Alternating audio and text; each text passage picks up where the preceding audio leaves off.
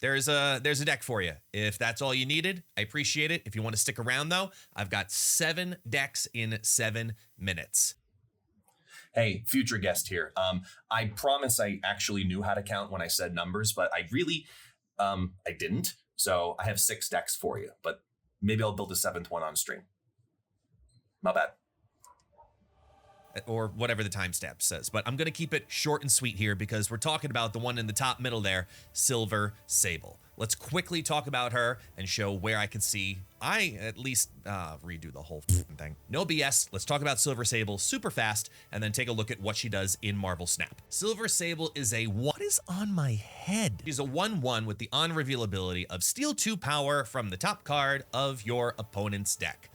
I think this is pretty self-explanatory. She goes from being a 1/1 to being a 1/3. If they play out that card that has 2 affliction on it, therefore her total value ends up being a 1/5 conditionally. And it's a 1-cost card. Incredibly easy to bounce. You've got multiple potential afflictions because of that. So we're going to look at mainly affliction as the direction to go. So be wary that in the release week that we typically see affliction cards, they're not as good as long-term they end up being because very often the counterplay, of course, is Luke Cage. So expect to see a lot of him over the next couple of days, at least upon her release. But over time, I think that she becomes a staple in both bounce decks as well as affliction decks because of how easy it is to pull off her ability. She's kind of like a mix between Iceman and Scorpion and kind of Korg in a way because it messes with your opponent. So put it all together, here's what we got.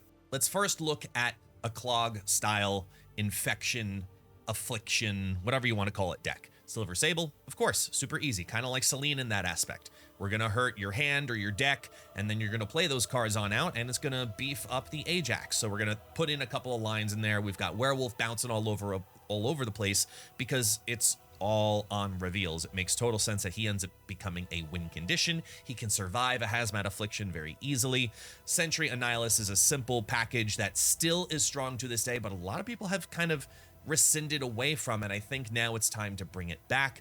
Ajax is going to be a core integral piece in many decks that use Silver Sable, but don't worry, there are more decks towards the end of the video that do not require having Ajax to make them work. Silver Sable just fits organically into this package, and I'm going to run Grandmaster too because of all of the on-reveals. Might as well get some extra movement and messing around of cards in some way, shape, or form. Similarly, you have High Evolutionary, which likes the Affliction line simultaneously, so instead of going the Werewolf package, you're going the let me get Abomination out for cheap and then try to mess around with things package because Cyclops is incredibly strong. US Agent is incredibly strong. I like the flexibility of even playing US Agent and Man-Thing in the same lane, which sounds weird, but when you're beefing up your Ajax and Abomination to be your win conditions in opposite lanes, it really deters your opponent from wanting to play there because no matter what, they're going to get hit.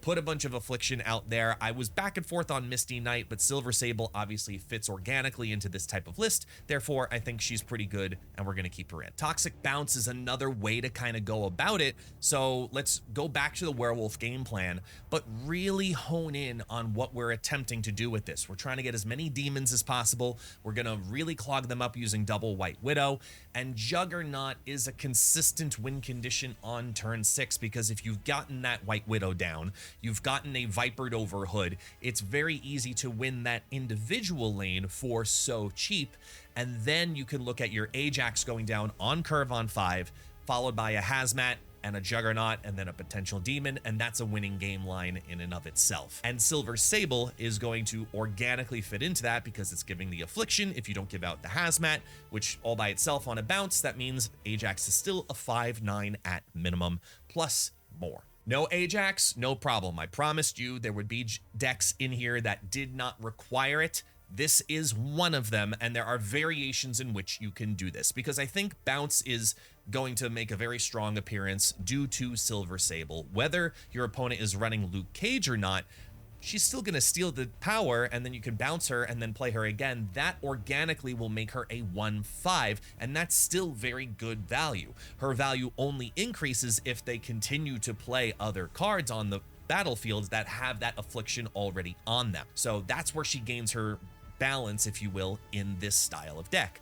So it plays out pretty well. You have a lot of 1s, a lot of 2s, and a lot of 3s. Okay, let's throw in Wiccan. You don't have to throw in Wiccan. If you did not get Wiccan, you can keep it on the classic lines of going even down the path of Iron Man as a 5-cost card. Sasquatch, I just think, is a great integration here because even Goose fits well into this style of deck. If you don't want to put Wiccan, you can put down Sasquatch and Goose, load up cards on turn 5, and then squeeze in that 10 power Sasquatch into the Goose lane, which is very often surprising. Sage is a very strong win condition here. The last season pass of Kate Bishop is going to make a big appearance as well. It's a collector bounce focused deck, and I think it's going to be very strong because Silver Sable is going to be an integral part for bounce decks probably moving forward. On the same notion, let's just take the deck that I took to Infinite and put Silver Sable in it. She's a 1-cost card, so Zoo makes a hell of a lot of sense. And instead of going down the path of America Chavez, which gives you that 2 power, I think that this automatically guaranteeing at least 3 power for you, and then knowing that they're gonna have to play out cards wide to keep up with your deck, it increases their chances of playing that Afflicted card, therefore giving a total value of 1/5, which is an increase from Chavez, who was previously in this version of the deck.